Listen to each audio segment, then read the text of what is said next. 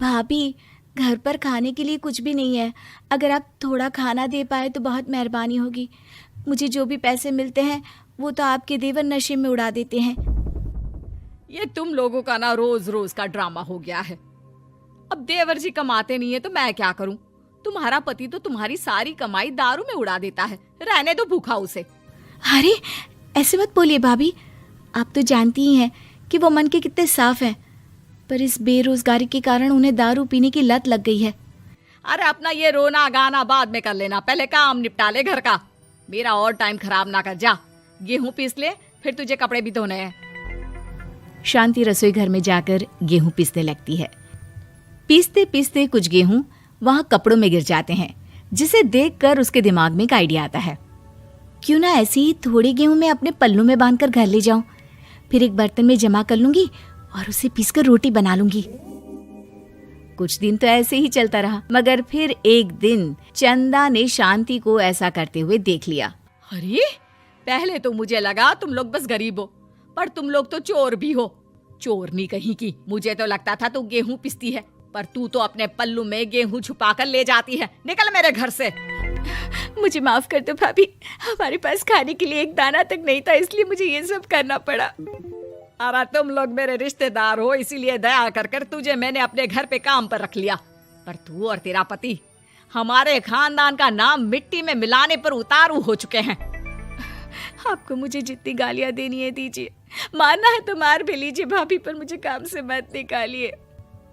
परिवार की बात है, वरना कोई और ऐसा काम करता ना तो धक्के मार कर कब से घर का बाहर निकाल दिया होता। रोते रोते शांति अपने घर चली जाती है, जहाँ उसका नशेड़ी पति कहता है, अरे कहाँ रह गई थी कामचोर? इतनी देर क्यों कर दी? आज पैसे लाई कि आज भी खाली हाथ वापस आ गई है? अपने हाथ दिखा। जरूर पैसे छुपा लिए ताकि मैं दारू ना पी पाऊं। नहीं जी, मैं आपसे क्यों छुपाऊंगी, और अभी आप दारू पीने की बात कर रहे हैं, उसी कारण तो आज हम लोगों की ये हालत हो गई है। किसी काम की नहीं है तू, बिना मार खाए समझेगी नहीं। रख, अभी तेरे होश ठिकाने लगाता हूँ। रामलाल शांति को बहुत मारता है। शांति का मन दुखी हो जाता है और वो गांव के तालाब के पास के एक पेड़ के नीचे बैठकर फूट फूट कर रोने लगती है। मैंने कभी किसी का बुरा नहीं किया, फिर भी भगवान मेरे साथ ऐसा क्यों कर रहा है? मैं तो रामलाल जी की फिक्र करती हूँ, फिर भी उन्होंने मुझे इतना मारा। तभी उसे एक आवाज सुनाई देती है, रोने की कोई जरूरत नहीं है बेटी, चिंता क्यों करती हो? ये आवाज कहाँ से आ रही है? शांति अपने आसपास देखती है, उसे कोई नहीं दिखता। वो ऊपर देखती है, जहाँ उसे एक छोटी सी परी दिखती है। आप कौन है? आप तो कोई परी लगती हैं। हाँ बेटी, मैं इसी पेड़ पर रहती हूँ। मैंने तुम्हारी सारी बात सुनी, अब तुम्हें फिक्र करने की कोई जरूरत नहीं। अपनी आंखें बंद करो। शांति आंखें बंद करती है और जादुई परी अपनी छड़ी घुमाती है। उसकी छड़ी घुमाते ही पेड़ के सारे पत्ते सुनहरे रंग के हो जाते हैं। परी उनमें से एक पत्ता तोड़ लेती है और फिर से अपनी छड़ी घुमाती है, जिसके कारण सारे पत्ते पहले की तरह साधारण से दिखने लगते हैं। आंखें खोलो बेटा। लो, इस पत्ते को ले जाकर अपने तकिए के नीचे रख देना। ये तो एक साधारण पत्ता है, इससे क्या होगा? ठीक है, अगर आप कहती हैं तो मैं इसे रख लेती हूँ। शांति उस पत्ते को लेकर अपने घर जाती है और अपने कमरे में तकिए के नीचे रखकर सो जाती है। सपने में उसे वही पेड़ वाली जादुई परी दिखाई देती है। बोलो शांति, क्या चाहिए तुम्हें? मैं चाहती हूँ हम बहुत अमीर हो जाए और मेरे पति नशा करना छोड़ दें, उन्हें कोई काम भी मिल जाए। कल जब तुम सुबह नींद से जागोगी, तुम्हारी इच्छा पूरी हो गई होगी।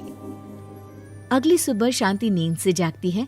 अपने आसपास का नजारा देखकर चौंक जाती है। उसके बिस्तर पर चारों तरफ सोने चांदी रखे हुए थे।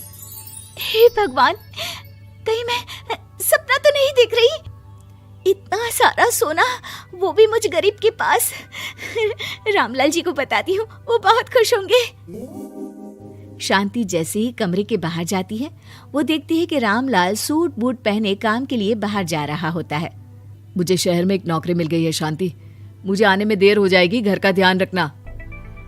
और इस तरह शांति बहुत अच्छा जीवन बिताने लगती है। उसके पास अब किसी भी चीज की कमी नहीं रह जाती। रातों रात शांति के पास आए इतने पैसों को देखकर उसकी जिठानी उससे पूछती है, अरे क्यों रे शांति, कहीं बड़ा हाथ मारा है क्या? अचानक तुम लोगों के पास इतना पैसा कैसे आ गया? नहीं नहीं भाभी, ये सब तो जादुई परी के दिए हुए पत्ते का कमाल है। शांति जादुई पत्ते के बारे में सारी बात चंदा को बताती है, जिसे सुनकर चंदा के मन में लालच आ जाता है और वो झूठ मूठ रोते हुए उसी पेड़ के नीचे जाती है जहाँ उसकी रोने की आवाज सुनकर जादुई परी कहती है, क्या हुआ बेटा, क्यों रो रही हो? मैं बहुत गरीब हूँ, मेरे पति मुझे बहुत मारते हैं, अब मैं जीना नहीं चाहती।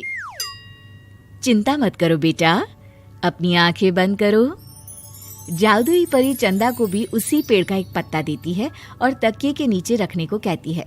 चंदा उस पत्ते को लाकर अपने तकिए के नीचे रख लेती है और अगली सुबह जब उठती है तो उसके कमरे में चारों तरफ सांप बिच्छू रहते हैं। अरे बचाओ बचाओ, कोई मुझे बचाओ, ये कैसा पत्ता है जिसे लाने के बाद उस गरीब शांति के पास तो इतना सारा सोना आ गया और मेरे चारों तरफ ये सांप बिच्छू, अरे कोई बचाओ।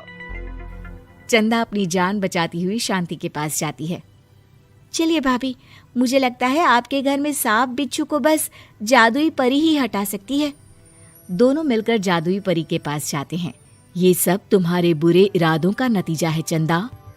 तुम झूठ मूठ बस पैसे के लालच के कारण यहाँ आकर रो रही थी, इसीलिए तुम्हें जादुई पत्ते ने उसकी सजा दी।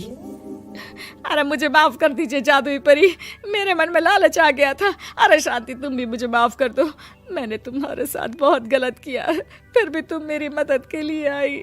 चंदा को अपनी गलती का एहसास हो जाता